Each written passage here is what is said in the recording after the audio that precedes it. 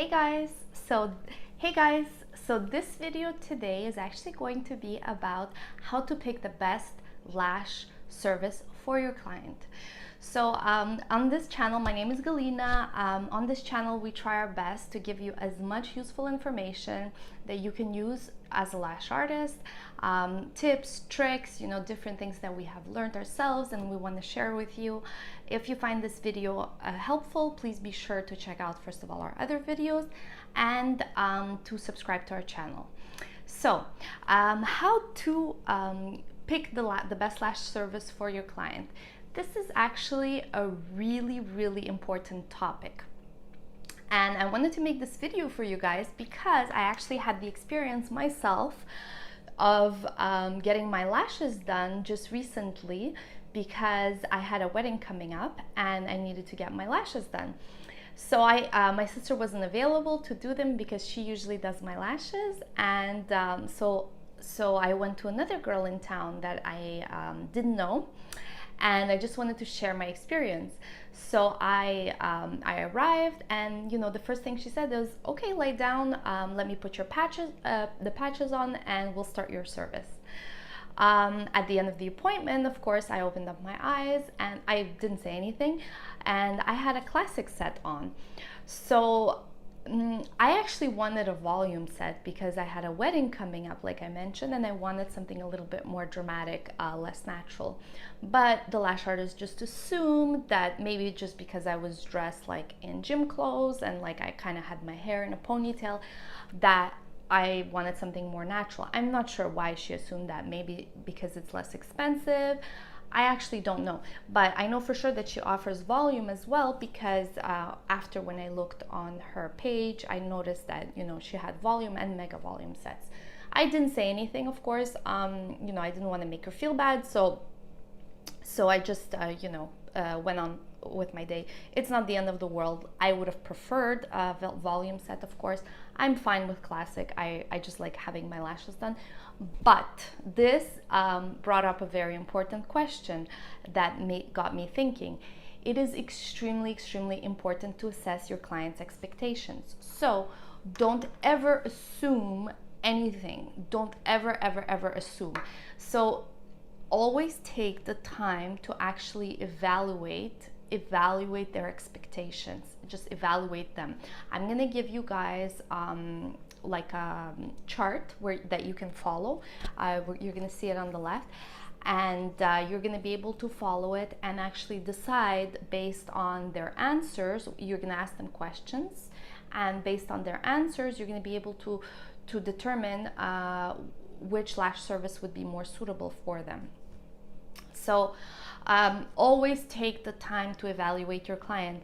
This will ensure that you meet your client's expectations and will increase dramatically your chance of retaining your client and having your clients become your permanent clients, because it is incredibly important. Obviously, when the client is coming to see you for the first time, it should take a little bit longer, your assessment phase, because you want to have them sign the consent form. You want to go over the instructions, the aftercare instructions with them. When they're your regular client, you're kind of going to know them a little bit more, and so the assessment part is going to take less time. But when it's your first time client, it's really important to get to know them. So I would set aside at least minimum 5 to 10 minutes if it's your first time client, even 15 minutes, just to assess them, talk to them, figure out who they are, what their needs are, what their wants are, their previous experiences, and a couple of other questions that I'm gonna help you determine that you need to ask. When it's a client that you already know, this is going to take a little bit less time because you already know them. So you can just ask them, "Oh, are we doing the same volume fill as last time?" And they're going to say yes, or they're going to say, "No, actually, you know what, I want to try classic," or "You know what, this time can we do a lash lift," or whatever. So, but the important takeaway from this video is that you should always assess your client. So based on my experience, from what you've heard, you know, I'm probably not going to go back to that lash girl, even though she did a great job with my classic set. I feel like the communication was just not there. And it's really important to communicate with your clients. It's really important to determine what their needs are. So would I go back? Probably not.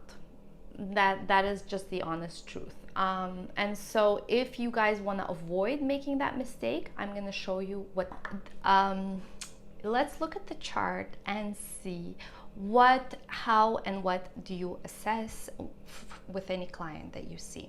So first of all, the first question I would ask is, have they ever had any reaction to either a lash service, like a lifting, or to a lash extension service? If they have, I would definitely not do their lashes, and explain to them that it's just simply not safe, and the chance that another reaction will occur is pretty high. Clients don't assume that clients necessarily know this. They may not know this. They're not a doctor, they're not a nurse, they're not a lash artist. So, their previous lash artist might have not explained that to them necessarily. So this is why it's important to explain to them, listen, if you've ever had a reaction, it's important that you let me know. So that would be the absolute first question that I would ask. Then, the next question that I would actually ask them is, are they aware and are they okay with regular maintenance? So it's important to explain that lash extensions are not permanent, despite what some clients may think, because they are sometimes marketed as permanent lash extensions, but they're not permanent. They will require refills every 2 to 3 weeks.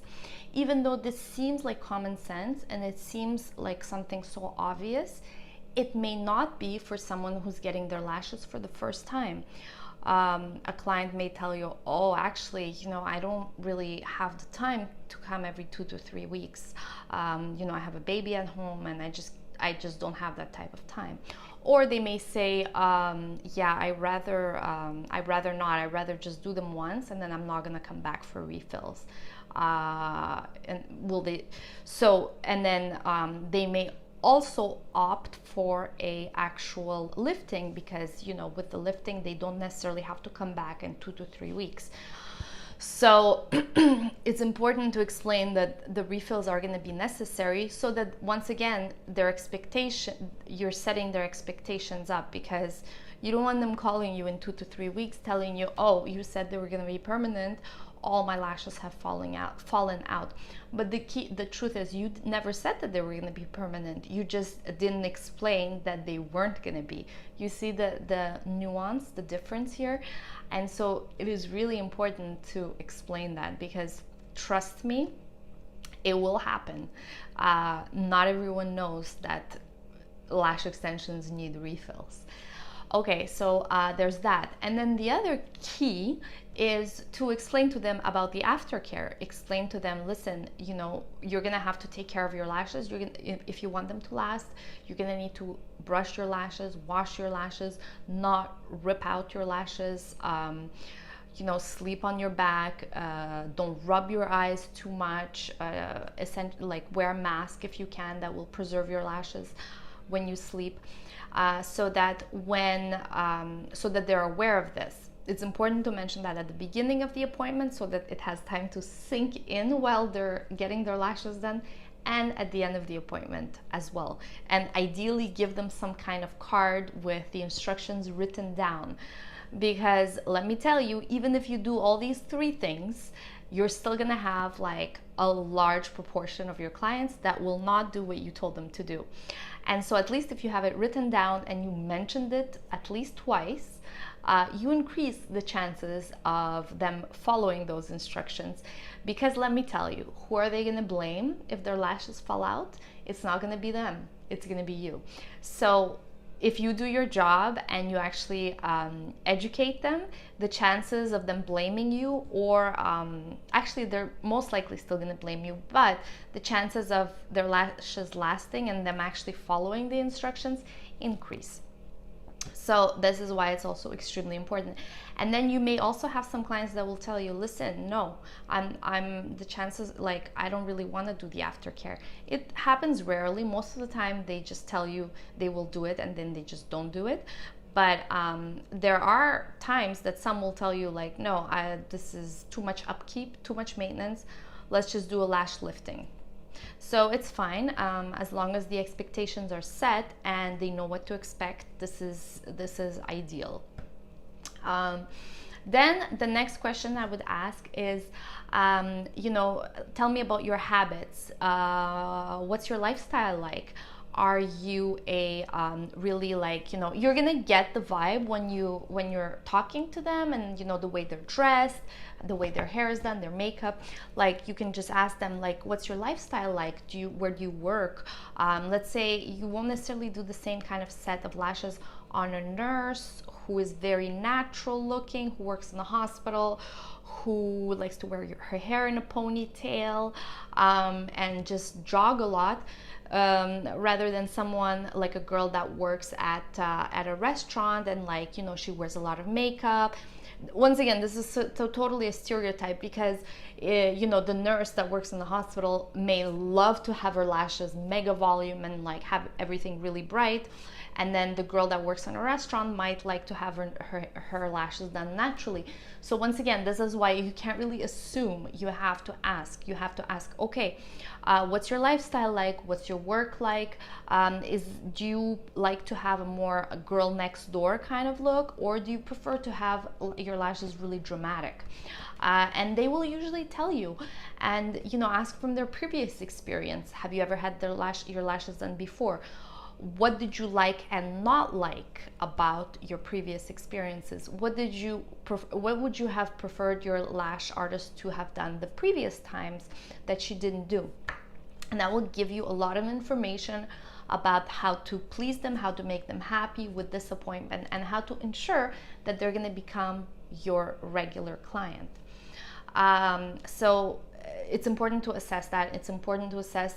You can also ask them, can you show me some pictures from my Instagram, from my portfolio, of the kinds of lashes that you like? And ask them to show you 2 or 3 pictures, and then you can look through together and decide, okay, this will work for you, because your lashes are pretty thick and strong. Or a girl that comes in with really, really weak lashes and wants, like, a super full mega volume set, you may need to explain to her, look, I'm sorry, but this is not going to be possible at the moment. You may need to use a lash serum for a month or 2 and then come back and we'll try again. But if you don't evaluate it, and if you just give her, like, a classic set, she's going to be really disappointed when she opens her eyes and sees that, oh, this is it. Like, I was really hoping for a really mega volume look, because I don't know, I have a party or a wedding or whatever coming up. So this is why you really should take the time at the beginning of the appointment to evaluate their expectations and listen. Don't talk, just listen. Don't talk over them. Don't tell them what you think is going to be best for them. Yes, of course you can give your opinion, but the most important part is listening and really trying to understand where they're coming from, trying to understand what they want. Listening, this is the key takeaway that you should take from this video, is to assess and to listen at the beginning of the appointment. Because if you don't do that, the chances of your client being satisfied when she opens her eyes decrease, because you didn't listen, you didn't figure out what is it that she wants. And especially 10 years ago, when there was, like, only one look available in lashes, like, it was mostly like classic or like a very light volume. But now there's so many different looks. There's colored lashes, there's wispy lashes, there's super long lashes, there's, like, the messy look lashes, there's, like, mega volume, hybrid, classic. there's what her friend had. Like, there's just so many options. There's the lifting. So, you know, you really need to evaluate properly what is it that they want. Another thing you can do is actually print out some pictures in like a little book of your looks, of the kinds of looks that you offer, and when they come to your appointment, give it to them, show it to them, and have them pick exactly what it is that they want. Another really fun way of doing it is actually getting one of those lookbooks where you have the different types of curls and the different types of diameters, where the client can actually see it and touch the lashes and tell you, okay, I really like this. Or they can point to you and tell you, I want this, I want the classic, I want the mega volume. And so expectations are set once again from the beginning. If it's not possible for them, you can explain why it's not possible. You can show it to them in a book, and with them actually being able to touch the different diameters and curls. So it's actually going to be really, really beneficial for you guys to do that. And so the next thing that's really important to evaluate is the health of the client's lashes. Naturally, someone who has really weak lashes will not be able to get, you know, necessarily a really full mega volume set. And I know that some lash artists will still do it, but the thing is, you should really think long term rather than short term. Yes, okay, if you do it now and you get that client's $200 or however much you charge for a mega volume, but then 2 months, 3 months down the line, they get gaps in their lashes, and you know, they lose and their lashes break. They're not going to be very happy with you.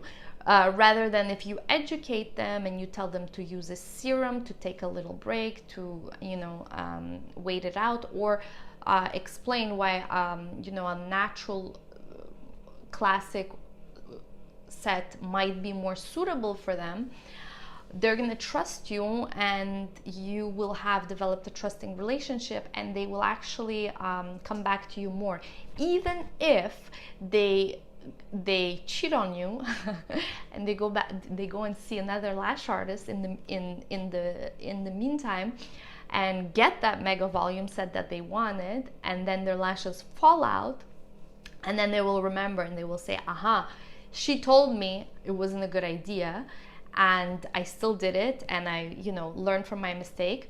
And so they will trust you, and they will eventually come back to you. So it's really important to develop that relationship of trust, and the best way of doing this is by educating them, assessing and educating.